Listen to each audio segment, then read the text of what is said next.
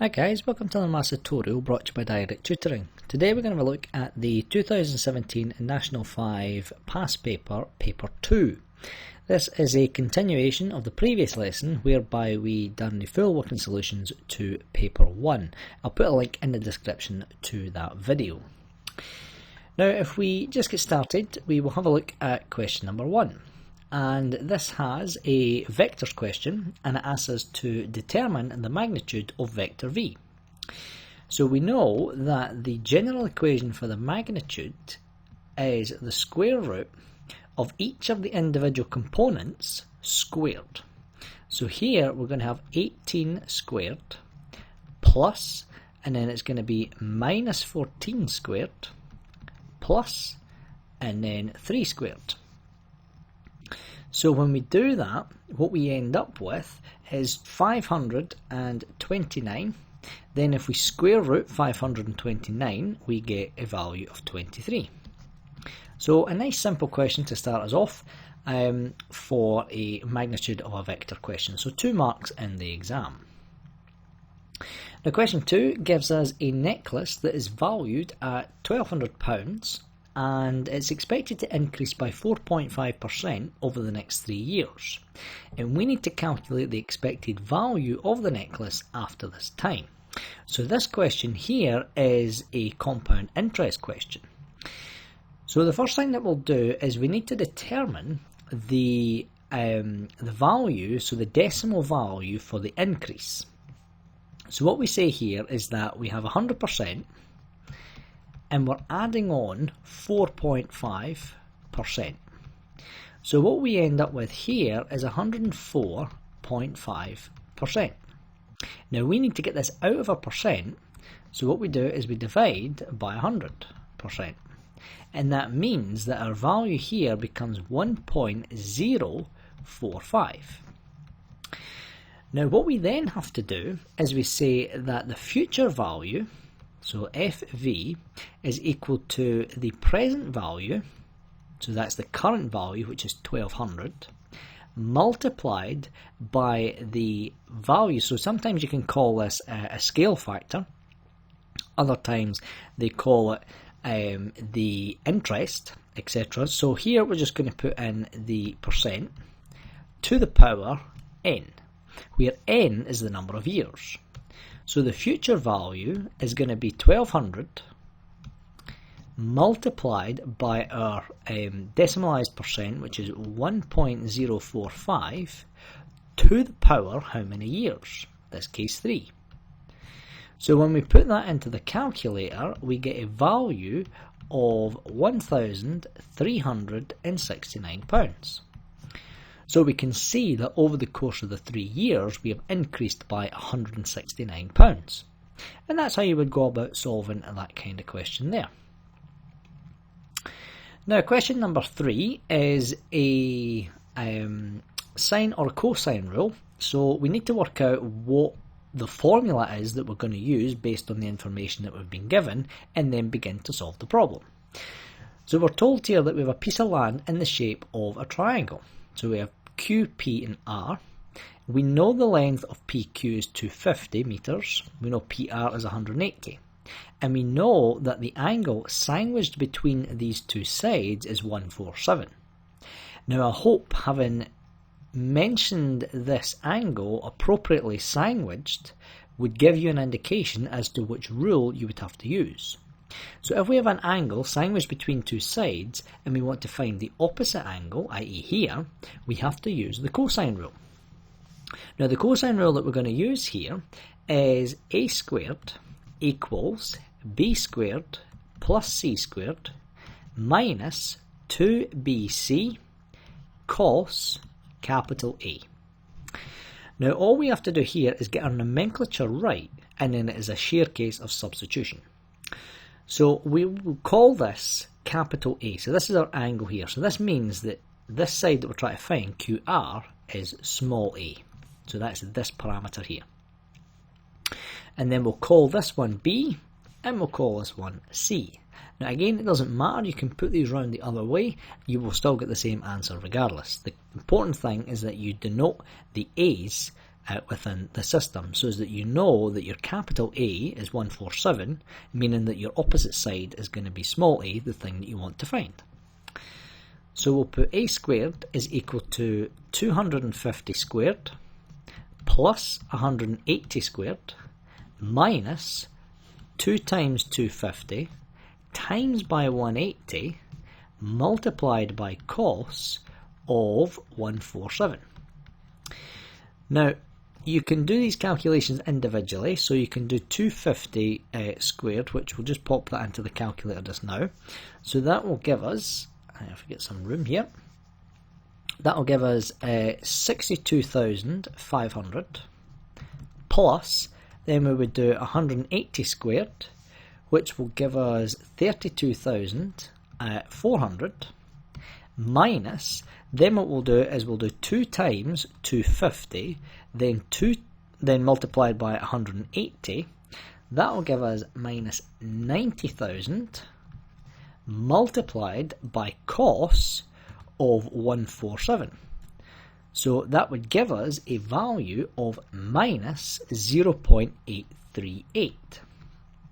Now if we do that multiplied by minus 90, then what we end up with is a final value of a squared to come in at 170,380.3.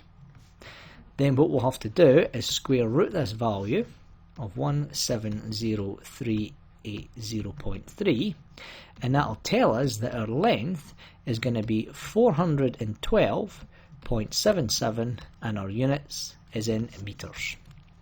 So again, you must be very careful and include your units in there as well. And that's how you would go about solving that question there. Now question 4 is asking us to solve the following equation. So the first thing that we can see is that we have a triomial. Now what we could do is try and answer this like the factorising style. However, there is a clue to how we actually need to do this, because it says give your answer correct to 1 decimal place. Now if we solve this using the standard factorisation method, we're not going to be able to get it into a decimal. So that means that we have to use the quadratic formula. So it's going to be minus b plus or minus the square root of b squared minus 4ac all divided by 2a. Now here what we'll do is we'll define a, b and c. So a is going to be the coefficient in front of the x squared. So a is going to be 2. B is going to be the coefficient in front of the x, which is going to be 5. And c, of course, is going to be the value and the sign by itself. So c is minus 4. So now what we'll do is we'll just substitute in these values, and then it'll just be a case of some number crunching. So here we'll have minus 5 plus or minus the square root of 5 squared minus 4 times 2 times minus 4 all divided by 2 times 2. Now that means we'll have x equals minus 5 plus or minus. Now what we'll do is we'll just have the square root, and let's find what this exact value will be. So that would be 25, then it would be minus 4 times 2, which is minus 8, times by minus 4, which would give us positive 32. So then we do 25 plus 57, plus 32, which would give you the square root of 57. And that's divided by 4. Now if we work this out, we have our 2 separate calculations. So we have minus 5 plus the square root of 57 over 4. Or we have x equals minus 5 minus the square root of 57 over 4. Then just a bit more space. Then if you pop that into the calculator, you will get values of 0.6 or x equals minus 3.1. And that's how you would go about solving that question there. Now question number 5 is telling us that we have a theatre group sold 4,830 tickets, and it was 50% more than they sold last year. And we need to determine how many tickets they sold last year. Now, there is a couple of ways that we can do this. However, I'll do it the way that I normally teach my students. And then if it's similar to the way that you do it, fantastic. If it's something new, then feel free to do the method that you normally work with. But here we're going to try using what I would call the arrow method. So we know that this here corresponds to 115% compared to the previous year. So that means that if we have a percent column and the number of tickets, then we know that 115% corresponds to 4,830 tickets. Now underneath, we want to know what 100% is. So what we do here in an arrow method is, I'll see if I can change the colour here. Then what we do is our calculation to find this value is going to be 100 multiplied by 4,830. So the calculation here is 100 multiplied by 4,830 divided by the remaining value. So we divide this by 115. So when we do the calculation, we can see that the number of tickets sold in the previous year was 4,200. So that's what this value would be here, 4,200. And you could likewise do the reverse and have 100% here, 4,200, work out what 115 is using the same formula, and you should get 4,830.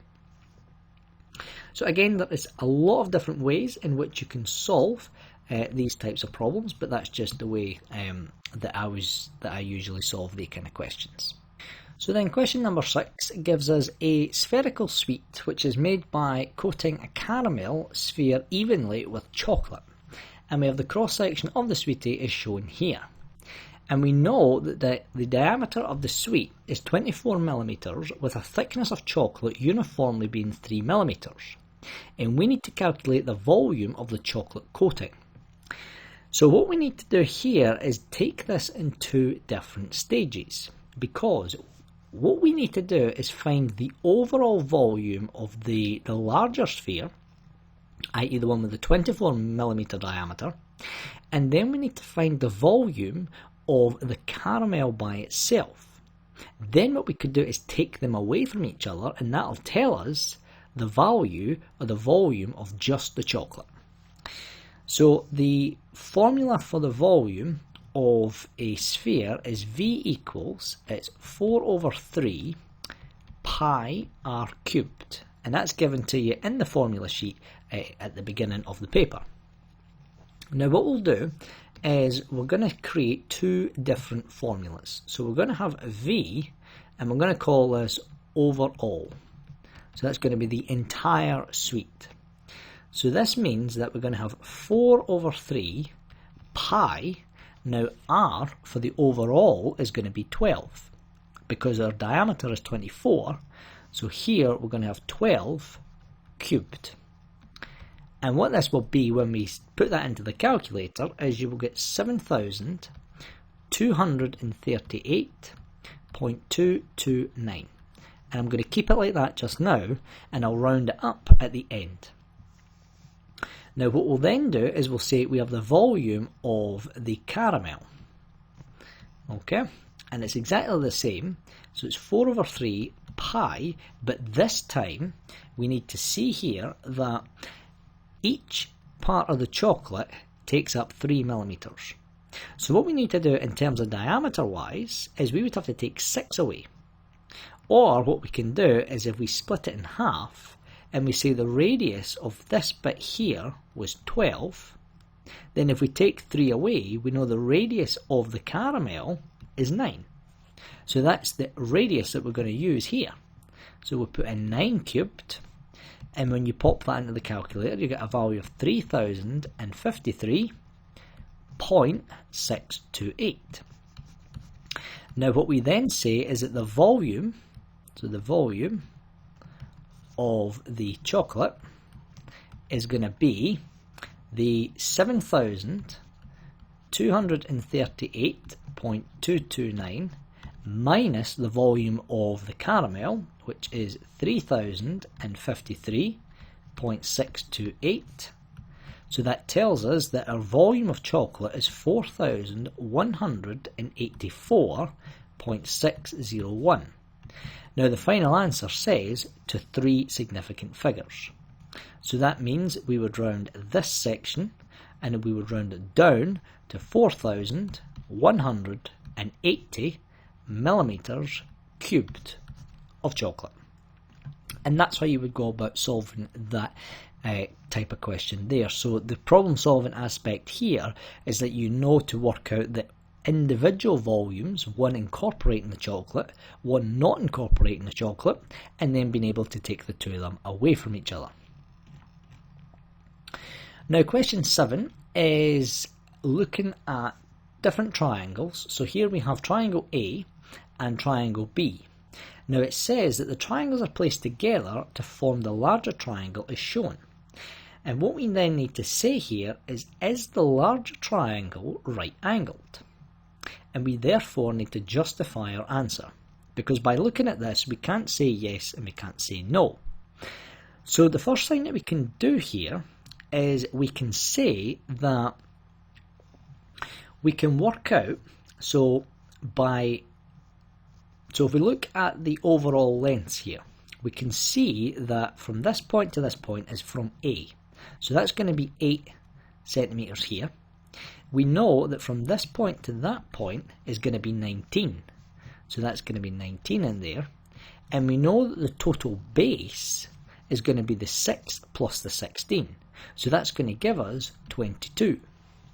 Now what that means is we now have a converse of Pythagoras problem. So the way that I solve the converse of Pythagoras is we know the Pythagoras equation is c squared equals a squared plus b squared.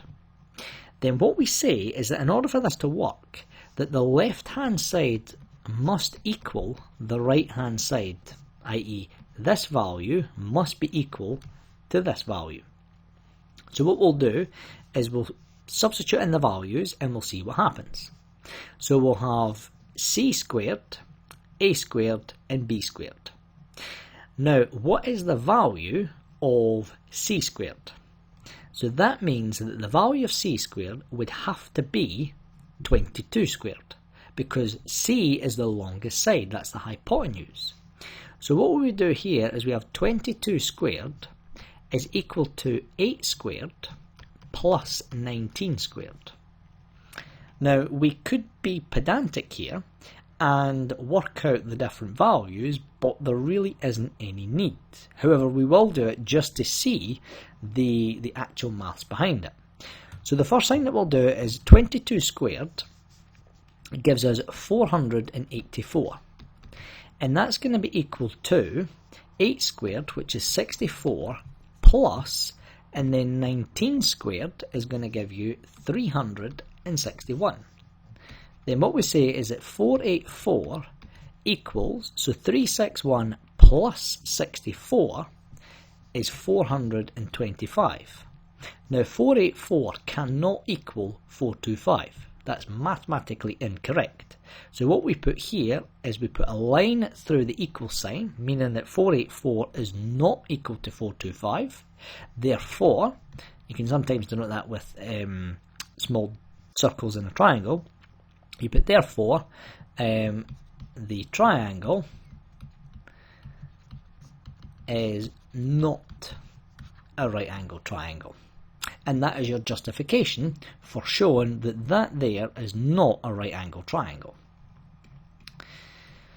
Now question number 8 gives us a vectors question again, and this time it gives us, so these are position vectors, and we have RQ, so where is R? So RQ is given by C, and PQ is given by D.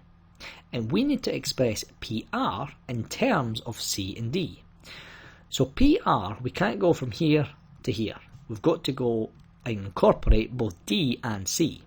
So we have to do and then QR. So what we would say here is that PR is going to be equal to PQ plus QR. Now PQ is going to be D, like so, plus, and then we're going in the opposite direction to C, which means this is going to be minus C. So PR is going to be D minus C. And that is as difficult as that one becomes. Now part B is, it gives us the line that QP has been extended all the way to T. Now what it tells us here is that TP is equal to PQ. So that means that PQ is equal to D. So that means that TP is also equal to D. And then V is the midpoint of PR. And we need to express TV in terms of C and D. So what we'll do is we'll go that TV is equal to TP, so we go from T to P, plus, then we're now a half of PR. So a half of PR. And we worked out what PR was in part A, which was D minus C. And we know that TP is also D. So here we put D plus a half D minus C. Now that will give us, when we multiply this out and collect the D's, we get 3 over 2D minus a half C. And that's how you would go about solving that problem there. Now question number 9 is a nice simple factorised question.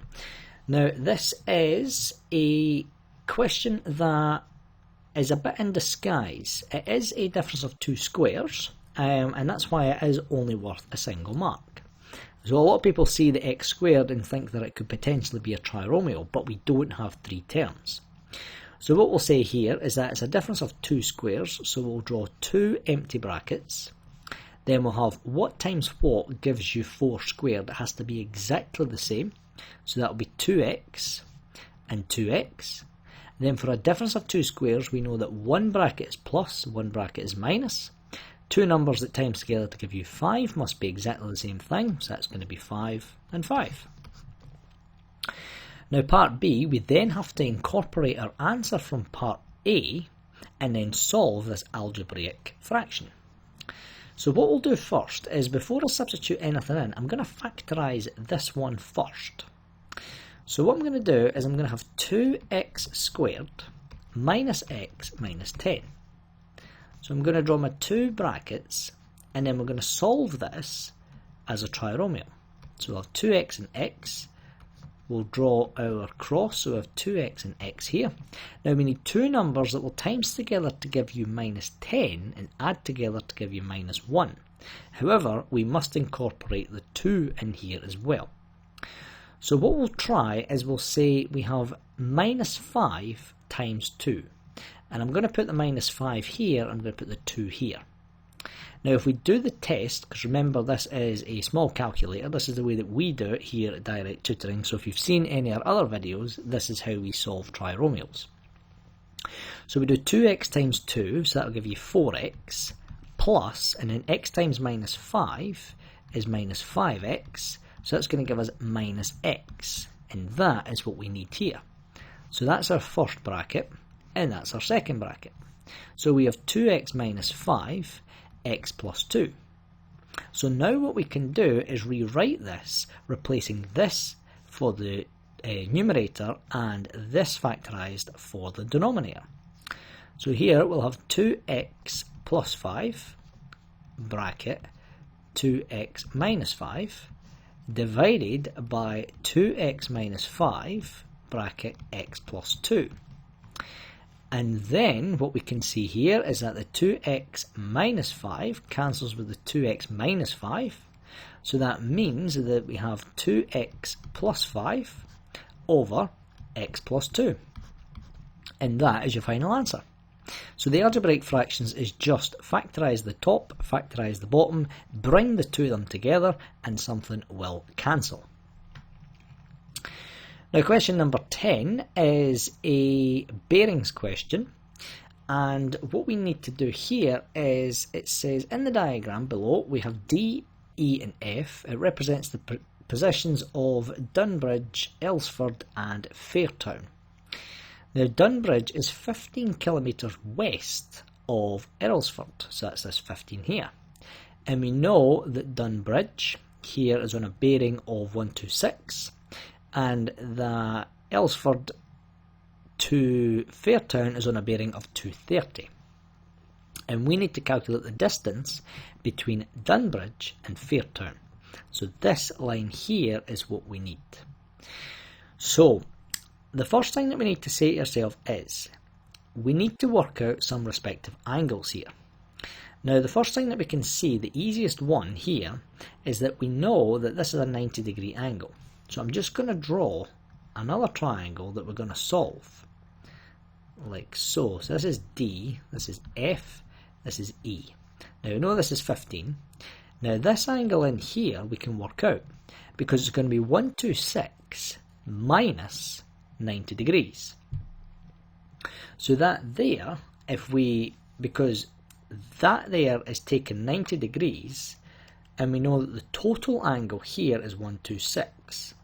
So that'll tell us that this angle here is 36 degrees. Now that we know that, what we can then say is that here we know that this is up to 270 degrees because we have a 90-degree portion here. So that means from there all the way around to here is 270. So that means 270 minus the 30 will give us 40 degrees. So in here we have 40 degrees. Now that means that this angle is going to be 40 plus 36 minus 180. So that tells us in here this is going to be 104 degrees. So now we know this angle. I'm going to do this in a different colour. So now we know a side that corresponds to an opposite angle. This is the side that we want, and we know this is the corresponding angle. So the formula that we're going to use is we're going to use the sine rule. So I'll just change the colours here. Then what we have is our sine rule is going to be A over sine capital A equals B over sine capital B. Now for simplicity, I'm going to make this the A's. So that's going to be X over sine. Then it's going to be 40 degrees because that's the opposite. So that'll be 40 degrees equals, then B this time is going to be 15. So that's going to be 15 over sine, and our angle was 104. Now what we can then do is bring this sine 40 across to the other side. That will go over as times. So X will equal 15 times sine 40 divided by sine 104. So when you pop that into the calculator, you will get a value of 9.9. And that means that the distance from D to F is 9.9 kilometres. And that's how you would go about solving that question there. Now question 11 is a nice and straightforward equation of the straight line. And it asks us to find the gradient of this line. So when you have questions like this, you must get it in the form of y equals mx plus c. That's all this wants you to do, and then you read off what you have. So the first thing that we'll do is we have 3x minus 5y minus 10 equals 0. I'm going to take the minus 10 across and get it across here. So I get 3x minus 5y equals 10. Likewise, I'm now going to take this 3x across and it's going to go over as minus. So I'm going to get minus 5y equals minus 3x plus 10. Now I'm almost at the y equals mx plus c. However, the key thing here is that y must be by itself. So we therefore need to divide everything by minus 5. So that becomes y equals minus 3x over minus 5 plus 10 divided by minus 5. That means that we have 3 over 5x, because the negatives will cancel, minus 2. And that means that our gradient is 3 over 5. And that's how you would go about solving that kind of question there. Now question number 12 is a indices question, and it wants us to express this equation here in this form.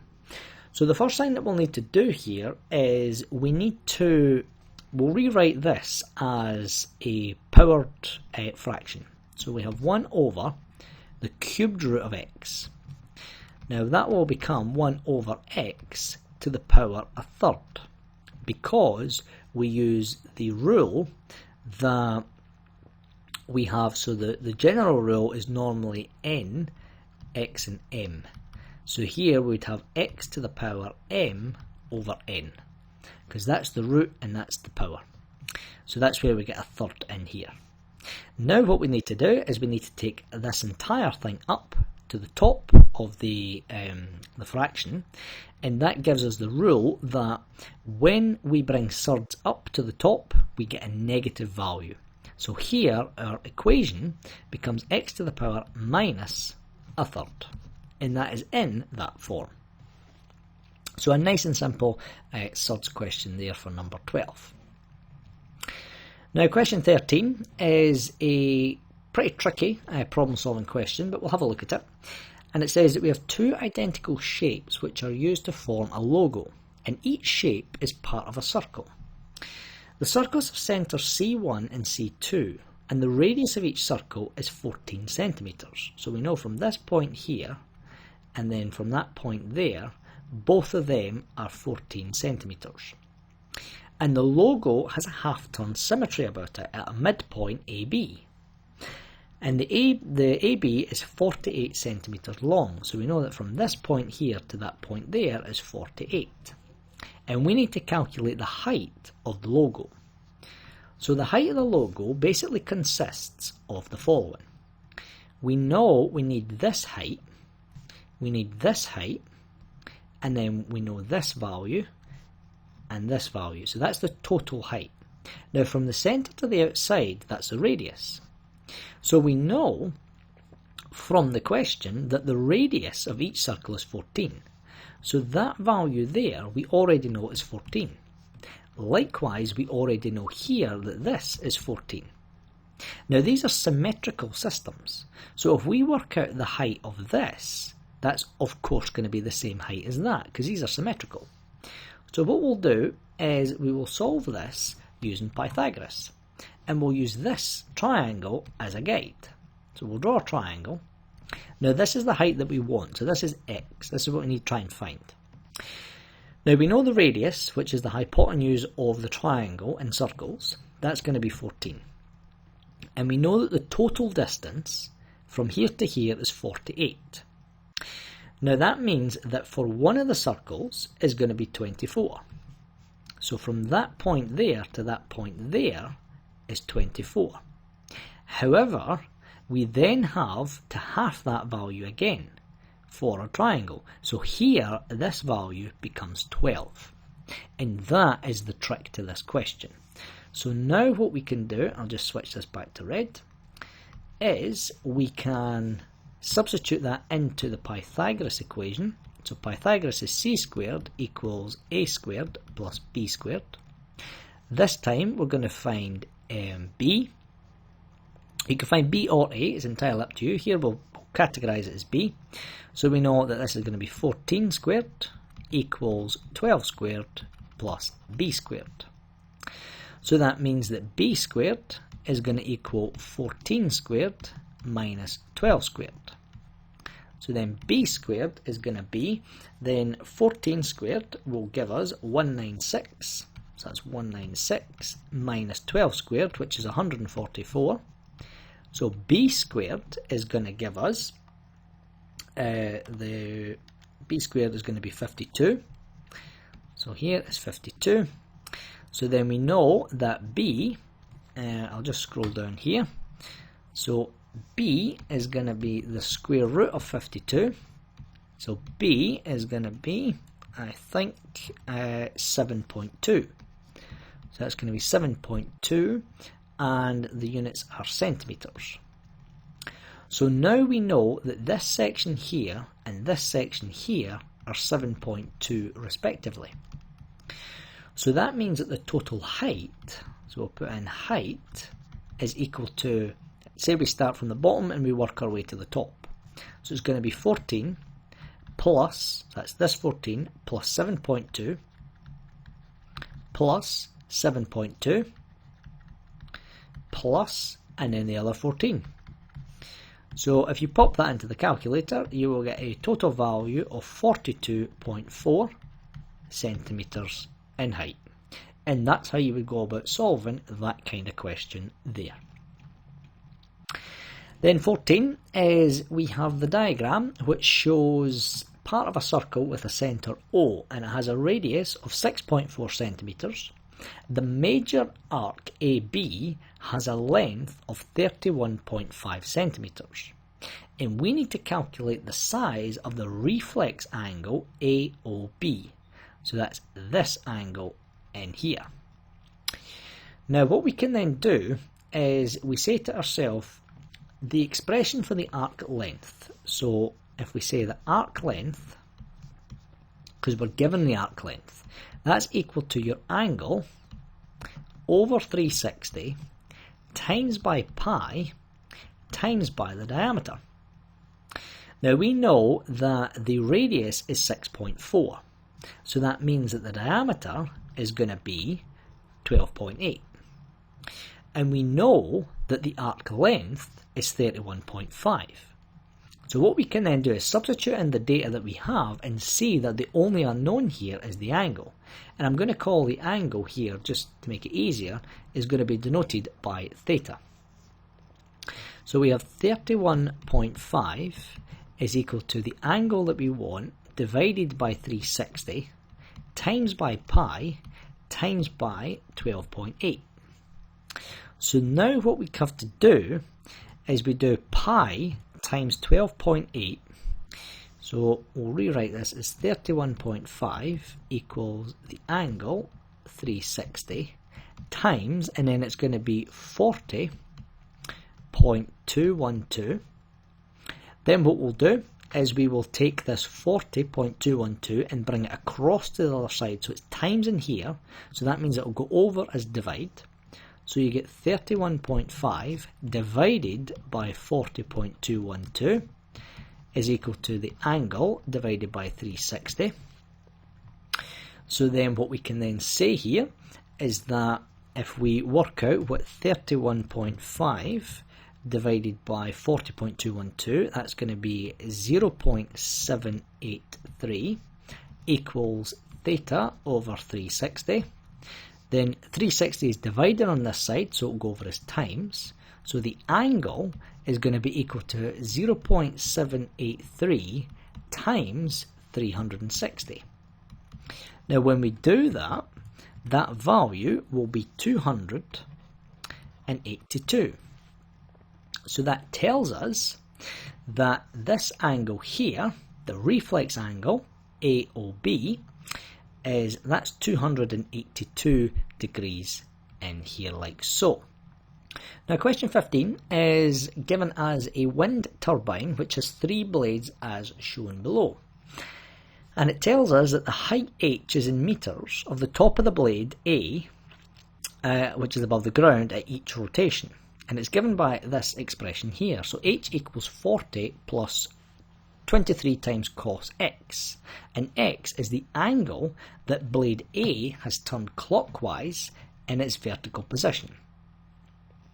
So what it says here is we need to calculate the height of the the tip of the blade after it has turned through an angle of 60 degrees. So very straightforward, what we say here is h equals 40 plus 23 times cos of 60. Oops. So cos of 60 is, of course, an exact value. So because you have a calculator, you can check it, but cos of 60 is a half. So you'd say 23 times a half. So then what we do is we say we times that by 23 and then we plus 40. So that tells us that the height here is 51.5 metres. So that's part A done, nice and straightforward. Then part B says find the minimum height of the tip of the blade above the ground. So in order to do this, what we need to say here is find the minimum height. Now the minimum height, if we look at and we consider a cos graph, so down here let's just say we consider a cos graph. So we have something that looks like that. So 1 and minus 1. We know that the minimum occurs at this point here. And that angle there is 180. So if we do the same equation, which is h equals 40 plus 23 cos of x, but this time we make x equal to 180 degrees, then let's see what value we get. Because 180 degrees will give us the smallest value possible, i.e. cos of 180 is going to be minus 1. So h equals 40 plus 23 times minus 1. So that means that h is going to be 40 minus 23, which is going to be 17 meters. And that's how you go about finding the minimum height. Now part C is it asks us to calculate the values of x for which the tip of the blade A is 61 meters above the ground. So now this time, instead of substituting in values of x, we now need to find the values of x. So what we then do here is we say that h equals 40 plus 23 cos of x. Now this time we know what h is, it's 61. So we say that 61 equals 40 plus 23 cos of x. Now what we'll do is we'll take the 40 across, so that will be 61 minus 40, so that will give you 21 equals 23 cos of x. Then we'll divide both sides by 23, so cos x will equal 21 over 23, which will give us, let's just double check, 21 over 23, that will give us a value of 0.91. So 0.91. Now what we'll then have to do, is we'll do x equals cos to the minus 1 of 0.91. So x equals, so then you just do shift cos on your calculator, and that will give you a value of 24 degrees. Now that's only one of the values. We now need to find the second value, and that's where we use a cast diagram. So we use a cast diagram, and we say our value is positive, and we're using cos. So that means we tick this one and this one. So that means A is 24, that's the one that we've got. Then C, our other angle, is going to be 360 minus 24. So x will equal 336 degrees. So that is the two angles at which that blade will be at when it is 61 meters above the ground. And that's how you go about solving that question there. And that is finally the end of this paper. So you can see that it's quite extensive in comparison to paper 1. There are some pretty difficult problem solving questions to the end, but hopefully this was helpful in solving the 2017 calculator paper. Thank you for your time. Please like and subscribe to the channel. It really helps us grow and reach as many students as possible. Thanks for your time, and we hope to see you in another video.